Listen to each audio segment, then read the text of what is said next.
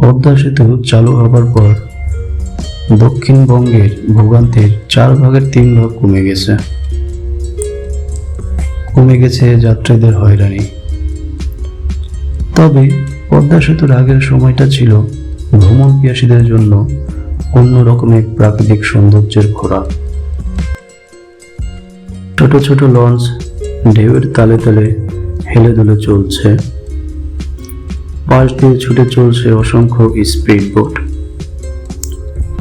মাঝ নদীতে ছোট ছোট নৌকা দিয়ে চলছে মাছ শিকার, ইলিশ মাছ, রুই মাছ, বোয়াল মাছ, বিভিন্ন প্রজাতির মাছ।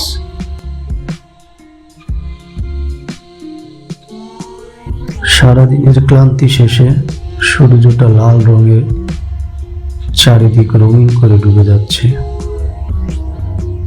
এ যেন এক অপরূপ বাংলাদেশ।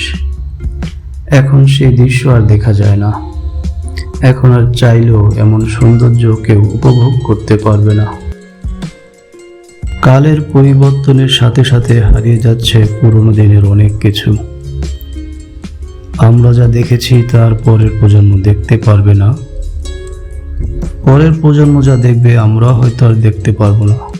তবুও থেমে নেই আমাদের পথ চলা। নিজ প্রয়োজনে ছুটে চলছে আমরা এদিক সেদিক, বিভিন্ন প্রয়োজনে। এটাই জীবন, এটাই বাস্তবতা।